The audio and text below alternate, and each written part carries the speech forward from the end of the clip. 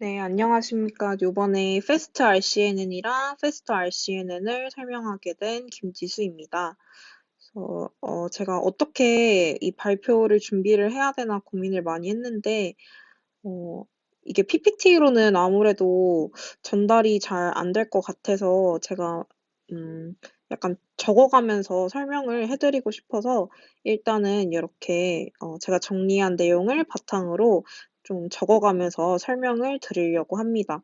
그래서 제가 페스트 RCNN이랑 페스트 RCNN을 요번에 공부를 하면서 처음 이제 접했고, 그리고 또 논문을 기반으로 이제 인터넷에 자료들을 보면서 공부를 했던 거라 아마 오류가 좀 있을 것 같아요. 그래서 혹시 이제 오류에 대한 의견 남겨주시면 뭐 댓글이라던가, 그러니까 네, 그 노션 댓글이라던가 아니면 뭐 겐톡이라던가 이렇게 주시면 제가 이제 능력이 되는 데까지 그 답을 한번 찾아가 보겠습니다. 발제 날까지. 그래서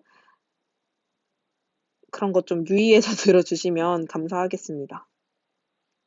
네, 일단은 이제 페스트 RCNN 설명을 할 건데, 일단 요거 듣기 전에 제가 SPP 넷이라는 게 있더라고요. 이제 지금 발전 과정을 한번 보면은 이제 처음에 RCNN으로 시작을 했다가 그 다음에 SPP 넷, 그 다음에 저희가 오늘 하는 페스트랑 페스터, RCNN 요렇게 이제 발전이 돼 왔더라고요.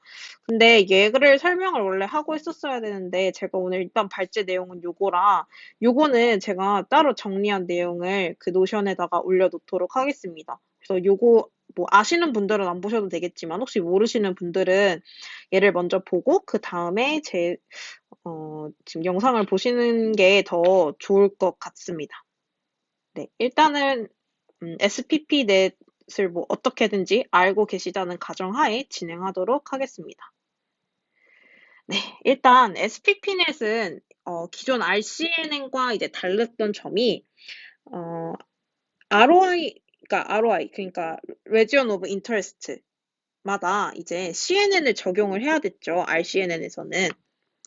그래서 그거를 이제 SPP라는 거를 적용을 함으로써 SPP넷에서 해결을 했습니다. 그림을 좀 같이 한번 볼까요? 지금 보면, 네.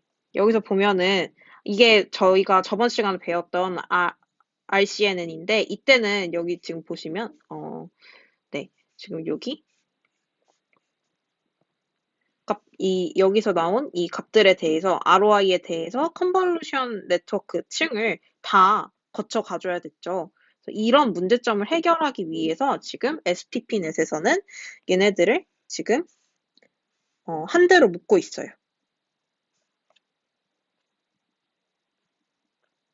그래서 그거를 SPP라는 거를 적용을 해서 해결을 했다라고 생각을 해주시면 될 것 같습니다. 근데 여기에서도 이제 한계가 있었던 게 뭐냐?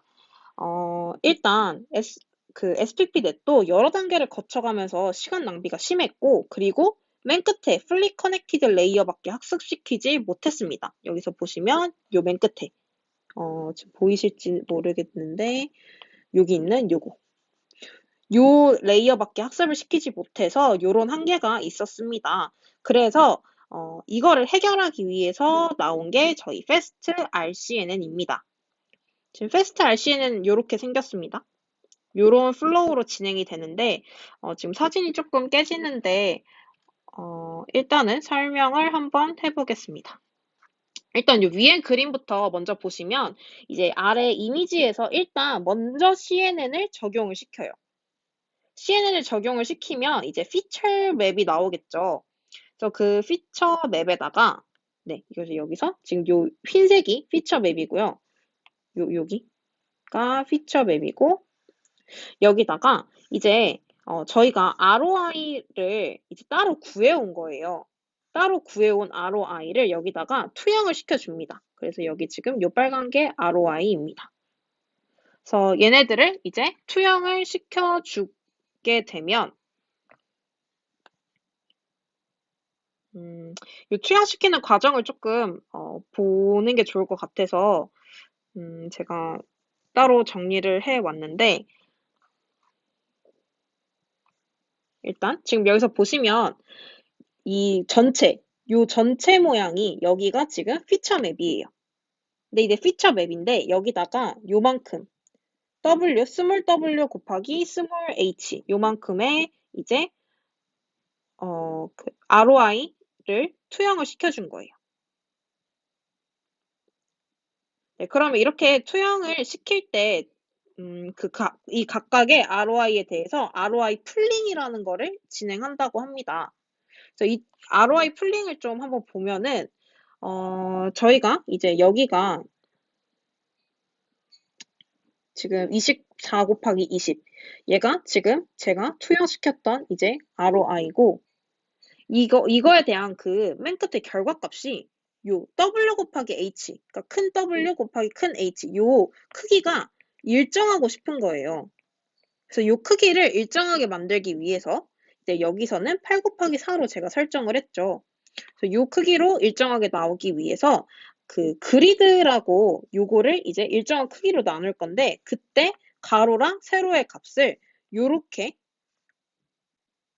나눠서 구해줍니다. 그러면은 이제 세로가 5가 나오고 가로가 3이 나와서 요걸 그리드 크기로 이제 설정을 해줘서 그 ROI를 나눠주게 되면 이제 요런 모양이 나오겠죠?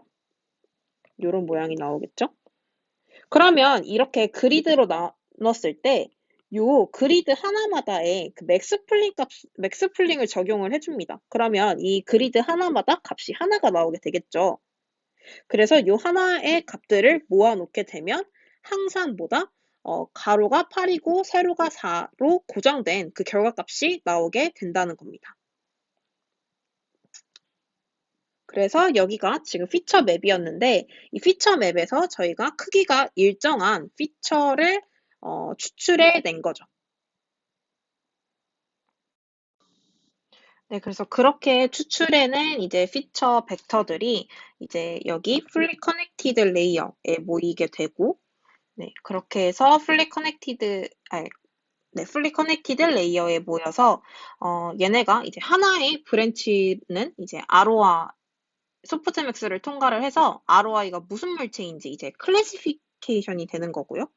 그리고 오른쪽 브랜치로 가면은 이제 바운딩 박스 레그레션을 통해서 이제 셀렉티브 설치로 찾은 박스 위치를 이제 조정하게 됩니다. 근데 얘네가 이제 처음부터 완벽한 값을 이제 찾아낼 수는 없으니까 손실함수를 통해서 얘네들을 학습을 하게 되는데요. 그 손실함수를 잠깐 보고 넘어가 보면 지금 왼쪽에 있는 게 클래시피케이션에 대한 손실 함수고 오른쪽에 있는 게 바운딩 박스에 대한 손실 함수입니다. 그래서 왼쪽에 있는 이 클래시피케이션에 대한 손실 함수를 봤을 때 일단 요 두 개가 다 손실함수 값으로 작용을 하는데 얘네 둘의 영향을 다 반영을 해줘야 되니까 얘네 둘을 더한 값으로 총 손실함수 값을 계산을 하게 됩니다. 이때 얘네들을 멀티태스크 로스라고 합니다. 또 일단은 클래시피케이션 로스를 한번 봐보면 여기서 이제 P값 얘는 이제 확률 값인데요. 얘네들은 소프트맥스로 얻어낸 K 플러스 1개의 확률 값입니다. 왜 K 플러스 1개냐라고 물어보시면 일단 K개의 오브젝트에다가 한 개의 배경 그렇기 때문에 K 플러스 1개의 클래스가 나오고요. 이 클래스에 대해서 속하는 확률 값을 이제 P라고 합니다. 여기 지금 입력값으로 들어가는 요 U도 봤을 때 얘는 U는 라벨 값입니다. 그래서 라벨값 U는 이제 ROI의 그라운드 트루스 라벨값 이렇게 써져 있는데 그라운드 트루스 얘를 저는 몰라가지고 찾아봤었거든요. 그래서 그라운드 트루스 얘를 봤을 때 만약에 요 스탑이라는 그 이미지를 인식을 하려고 했어요. 근데 얘네들을 실제로 바운딩하고 있는 그 라벨 값이라고 보시면 될 것 같아요. 그 정답값. 그러면 얘네들이 이 초록색 선이 그라운드 트루스 바운딩 박스가 되겠고 지금 저희 빨간색으로 쳐져 있는 게 저희가 예측한 바운딩 박스가 되겠죠. 네. 그래서 지금 아까 방금 보여드린 그 U는 ground truth의 라벨 값이다 라고 보시면 됩니다. 여기서 잠깐 이제 다른 거를 조금 하고 넘어가면 이따가 나올 건데 IOU 값 요거 다들 아실 것 같은데 일단은 지금 보시면 ground truth 경계 상자랑 이제 저희가 예측 상자가 있을 거 아니에요. 그래서 그것들의 합집합 넓이분의 교집합 그 넓이를 구한 게 IOU 값입니다. 이거는 이따가 나중에 활용될 거기 때문에 지금 한번 짚고 넘어가겠습니다. 네, 그렇게 해서 지금 클래시피케이션에 대한 손실값을 한번 알아봤고 이 뒤에 있는 바운딩 박스에 대한 손실값도 한번 네, 짚고 넘어가겠습니다. 네, 바운딩 박스 손실값은 지금 값을 t랑 v 이렇게 주고 있는데 일단 t는 저희가 이제 예측값이라고 보시면 될 것 같고 v는 라벨 값이라고 보시면 될 것 같습니다. 네, t는 지금 x, y, w, h 이렇게 보여지고 있는데 저희가 바운딩 박스면은 중심값을 x, y라고 하고 이때 너비랑 높이를 w랑 h 값을 주게 됩니다. 그래서 지금 얘네들을 보시면 바운딩 박스 레귤레이션을 적용을 해서 k 플러스 1개의 클래스에 대해서 각각 x, y, w, h 값을 조정하는 tk를 리턴한다 이렇게 적혀 있죠. 그래서 지금 얘네들은 저희가 예측한 값에서 라벨 값을 빼서 스무스라는 요 함수를 적용하게 됩니다. 그래서 이제 이 스무스라는 함수를 조금 봐보면 저희가 이 안에 들어가는 x, 요게 지금 예측값에서 라벨 값을 뺀 거기 때문에 이제 오차의 값을 갖게 되겠죠. 그래서 여기서 이제 요 x가 오차 값이 들어가고 요 오차를 1 기준, 오차의 절대값을 1 기준으로 나눠요. 그러면 절대값이 1보다 작게 되면 x 제곱을 계산을 하고 그 외의 값이면 절대값을 계산하게 됩니다. 이거 에러넬2 규제랑 비슷하죠. 그래서 요거를 생각하고 이제 오차를 구해주시면 되겠습니다. 그래서 이렇게 멀티태스크 로스, 지금 클래시피케이션에 대한 로스 값과 바운딩 박스에 대한 로스 값을 각각 계산을 해서 총 로스 값을 통해서 저희가 패스트 RCN은 여기에서 네, 원하는 값을 얻어 나가는 학습을 진행할 수가 있습니다. 네. 그래서 패스트 RCNN의 가장 큰 특징은 뭐냐? 스텝별로 쪼개어서 학습을 진행하지 않고 엔드-투-엔드 모델을 제시했다라고 지금 말하고 있어요. 엔드-투-엔드 모델이 뭐냐? 지금 봤을 때, 그러니까 끊기지 않는다 이거예요. 지금 보면은 fully connected 레이어를 통과한 결과가 브랜치로 나눠 들어가면서 클래시피케이션과 로컬리제이션의 과정이 그 데이터를 공유한다. 이게 지금 엔드-투-엔드의 의미라고 할 수 있습니다. 여기서 보시면 네, 여기서 요 FCS, 요 fully connected 레이어의 값을 지금 얘네들이 공유하고 있죠. 그래서 얘네들이 end to end로 지금 나아가면서 학습 과정이 되게 간소화가 됐대요. 학습 단계가 간소하게 되면서 속도도 되게 빨라져서 지금 RCNN이랑 Fast RCNN 요 시간을 비교해 봤을 때 Fast RCNN이 굉장히 빠르죠. 그래서 RCNN에서 이제 개선한 효과를 볼 수 있었다. 근데 아직까지도 한계는 존재한다 이거예요. 지금 보면은 저희가 처음에 그 ROI 값을 딴 데서 가져와 가지고 투영을 시켰죠. 그 피처 맵에다가 여기가 이 밖에 있는 게 요게 피처 맵이었고 그리고 ROI를 투영을 시켰죠. 근데 이 ROI를 그래서 요 CNN 네트워크 상에서 진행을 못했다는 거예요. 그래서 얘가 어디서 계산이 됐냐? CPU를 통해서 계산이 됐대요. 근데 저희가 CPU를 사용하는 것보다는 GPU를 사용하는 게 더 빠르죠. 그래서 이 ROI를 GPU에서 계산을 해서 이제 속도를 더 개선하기 위해서 이 ROI를 네트워크 상으로 끌어오는 게 이제 Faster RCNN이라고 생각하시면 됩니다. 다시 한번 정리를 하자면 네. 셀렉티브 설치 얘가 CPU가 아니라 GPU에서 수행을 한다면 이제 속도가 좀 더 빨라질 거니까 그래서 도입한 게 Fast RCNN이고 이제 Fast RCNN에서 그걸 하기 위해서 도입한 게 컨볼루션 레이어예요. 네, 그거는 앞으로 차차 뒤에서 보도록 하겠습니다.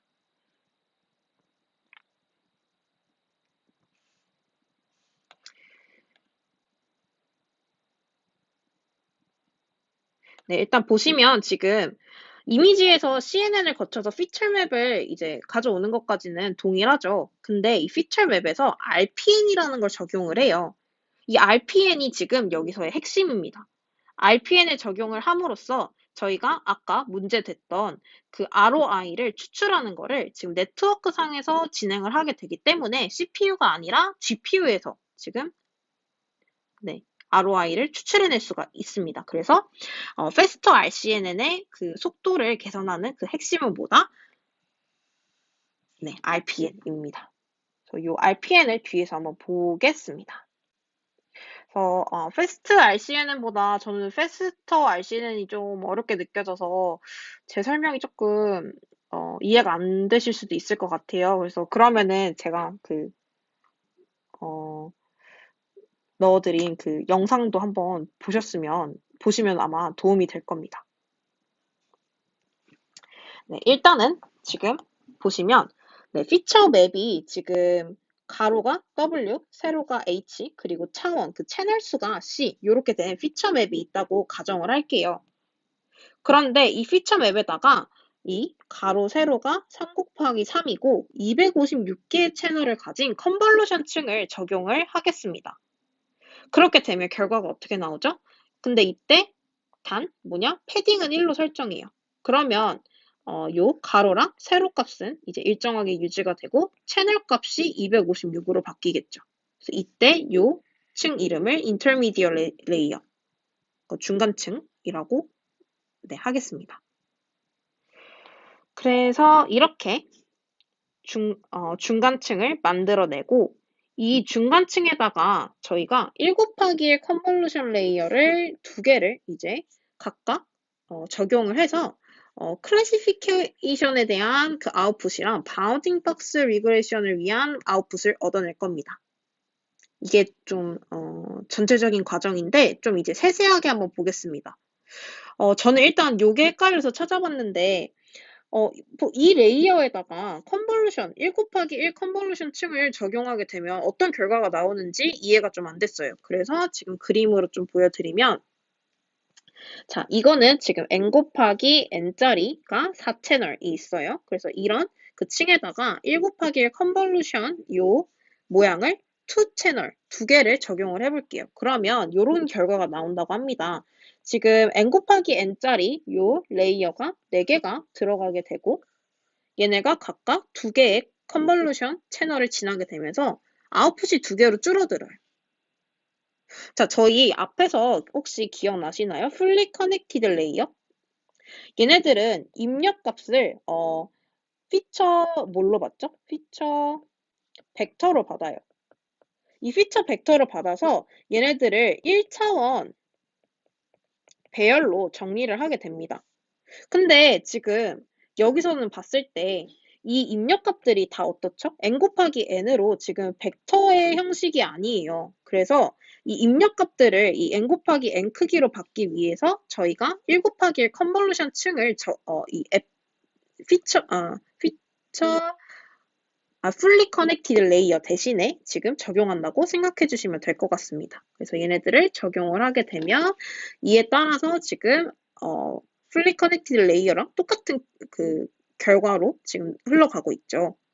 네, 그래서 지금 여기서 컨볼루션 층을 적용을 하는데 자, 여기서 또 봤을 때 왜 채널을 18개고 36개냐 이렇게 궁금해 하실 수도 있을 것 같아요. 그래서 이것도 지금 뒤에서 그림으로 한번 설명을 해드리겠습니다. 자, 저희가 이게 아까 CNN층에서 이제 추출해낸 피처 맵이라고 생각하시면 됩니다. 근데 피처 맵을 지금 보시면 뭐 좌표들을 나타낼 수가 있겠죠. 그래서 제가 여기 이 점의 좌표를 2,3이라고 할게요. 그러면 이 2,3을 이제 바운딩 할 수 있는 요 박스들을 저희가 앵커 박스라고 할 겁니다.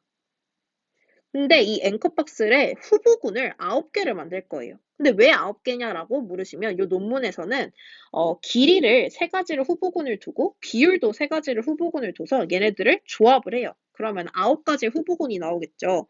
그래서 9개의 앵커 박스를 이제 요 좌표에 대한 후보군으로 지정을 하는 겁니다. 그래서 이 앵커 박스를 봤을 때 이 앵커 박스는 얘가 일단 물체냐, 물체가 아니냐에 대해서 클래시피케이션을 해야 될 거고요. 그리고 지금 내가 이 위치를 정확히 잡고 있냐에 대해서 바운딩 박스 리그레션에 대해서 또 값을 구해내야겠죠. 그래서 요 2개를 가지고 봤을 때 만약에 내가 클래시피케이션을 한다. 그러면 물체냐 아니냐에 따라서 요 값을 2개를 가지게 될 거고 그리고 요 리그레션은 지금 저희가 뭐 바운딩 박스를 이렇게 그려보면 중심점 x, y랑 너비랑 높이 wh 이렇게 4가지 값을 가지게 될 겁니다. 그래서 좌표 하나당 지금 봤을 때 얘네가 가질 수 있는 경우의 수가 이 클래시피케이션은 2개고 리그레션은 요 4가지의 변수들을 설정을 해주게 되는 거죠.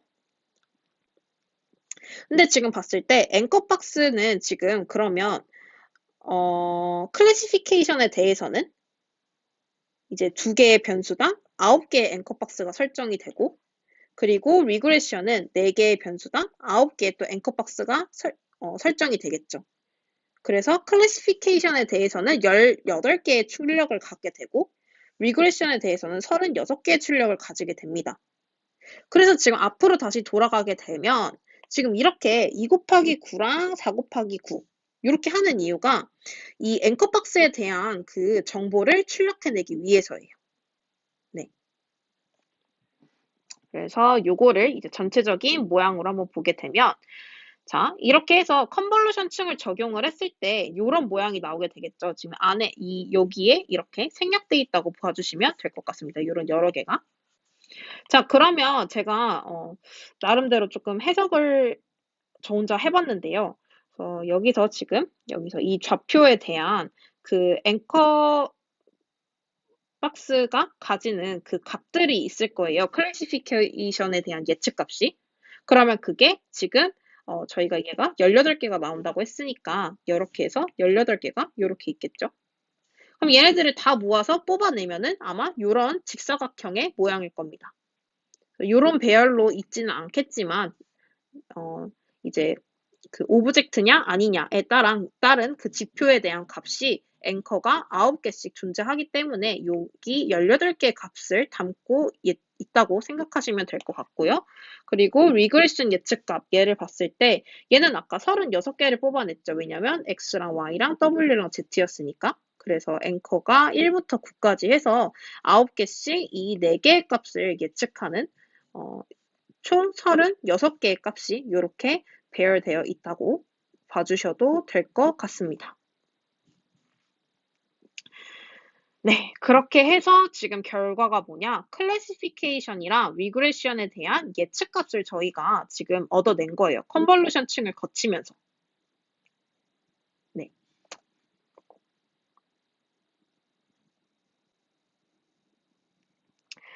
그래서 이렇게 한 다음에 뭐를 해야 되냐?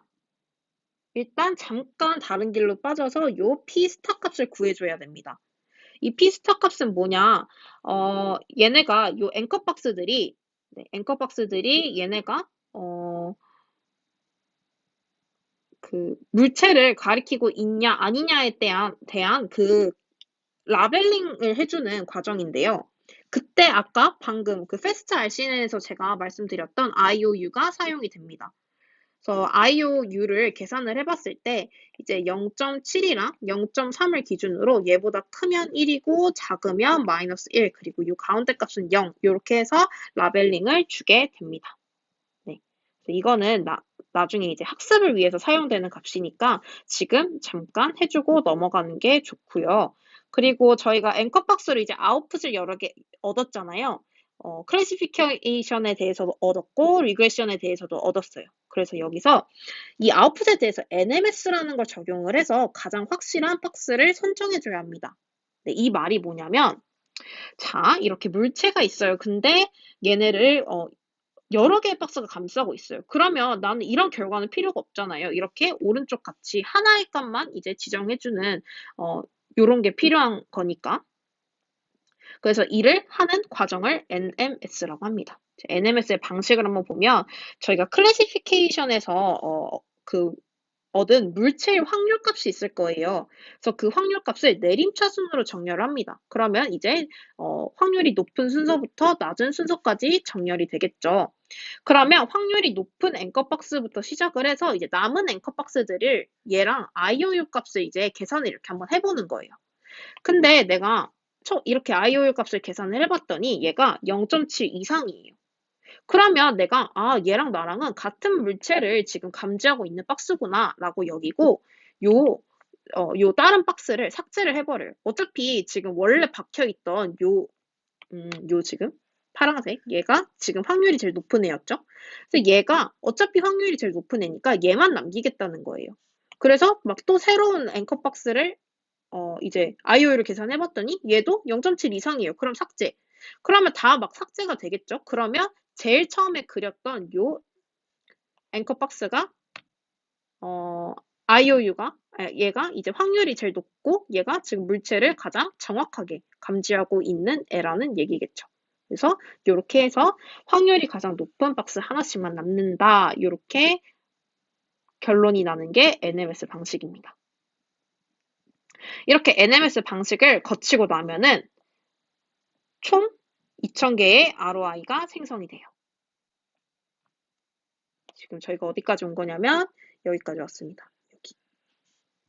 CNN에서 피처맵을 뽑아가지고 지금 여러 가지 과정을 거쳐서 RPN을 거쳐서 지금 ROI에서 ROI를 뽑아내는 과정까지 지금 오고 있습니다. 일단 여기서 하나 더 해야 돼요. 2000개의 ROI 중에서 샘플링을 통해 가지고 프로포설을 추출을 해요. 이제 이게 최종 ROI가 되게 됩니다.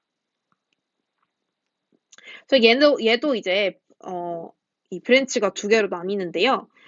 얘를 일단 그냥 요 프로포절 값을 바로 로스 값을 계산을 해가지고 학습을 하는 방법이 있고, 그리고 얘를 이제 저희가 물체인지 아닌지 또 검사를 클래시피케이션을 통해서 했고, 그리고 물체의 위치가 지금 정확하게 잡고 있는지 이 리그레션에 대해서도 계산을 했는데 저희가 안 한 게 뭐냐면 이 물체가 어떤 종류인지를 저희가 계산을 안 했어요.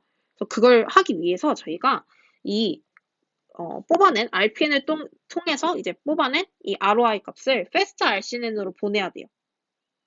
fast RCNN으로 보내가지고 얘가 ROI 풀링을 거치고 그 다음에 이제 클래시피케이션을 통해가지고 물체의 종류를 판별하게 됩니다. 그때 이제 물체의 종류를 판별하는 데 있어서 로스 값을 통해서 또 학습을 하게 되겠죠. 네. 이제 로스 값 마지막으로 한번 보면 아까 거랑 비슷하게 생기긴 했는데 조금 한번 볼게요. 지금 여기 파란색 여기로 적은 이게 이제 리그레션의 로스 값입니다.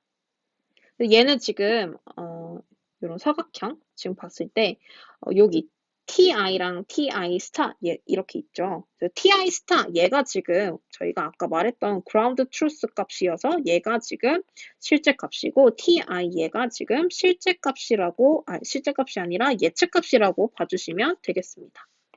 얘가 예측값. 그래서 이거에 대한 지금 손실값을 계산을 하게 됩니다. 그리고 이 앞에 있는 요 클래시피케이션에 대한 그 손실값도 한번 볼 건데요. 지금 얘는 앞에서 그 fast RCN에서 구했던 거 있죠. 그거랑 네, 똑같습니다. 그래서 그거 봐주시면 되겠습니다. 그래서 여기서 보셨을 때 잠깐 짚고 넘어갈 거는 요 PI 스타 얘를 좀 봐주셔야 되는데 이거 아까 앞에 저희가 막 IOU를 통해 가지고 라벨링 한번 했었죠. 얘가 0.7이랑 0.3 기준으로 라벨링을 한번 했었는데 이제 그 값이 이제 여기에 들어가게 됩니다. 그래서 그 두 개의 값을 통해 가지고 클래시피케이션에 대한 이제 손실 값을 계산을 하게 되고 그를 통해서 학습을 계속해서 나아가겠죠. 그래서 여기서 또 추가적으로 볼 게 한 3가지 정도 있는데 일단 요 상수값 요 상수값들을 보면은 이제 NCLS 얘네는 이제 클래시피케이션을 위한 미니 배치 크기로 지금 논문에서는 정의를 하고 있고 N regression 얘는 사용한 ROI 개수를 지정하는 상수입니다. 그래서 얘는 이제 논문에서 정의를 이렇게 내린 거고 그리고 얘네들이 이제 불균형 할 수가 있으니까 요 상수값들이 얘네들의 불균형 방지를 위한 값이 요 람다 값입니다. 네. 이렇게 해서 손실값을 계산을 해서 결국에 지금 페스터 RCN을 통해서 클래시피케이션이랑 뭐 리그레션이랑 그러니까 로컬리제이션이랑 다 할 수가 있었던 거죠. 네, 일단 지금 이렇게 해서 패스트 RCNN이랑 페스터 RCNN이랑 지금 설명은 했는데 일단 요 두 개가 그 과정을 좀 살펴보는 거랑 둘의 차이점이 뭔지, 어떤 점을 개선해 나간 건지, 어떻게 개선을 해 나간 건지, 그거를 보시는 게 중요할 것 같습니다. 저도 나름대로 뭔가 논문 이제 보면서 이해를 하려고 노력을 했는데, 일단 부족한 점들은 여러분이 채워주셨으면 좋겠습니다. 네. 들어주셔서 감사하고, 열심히 공부하셔서 이제 화요일 날 뵙도록 하겠습니다. 감사합니다.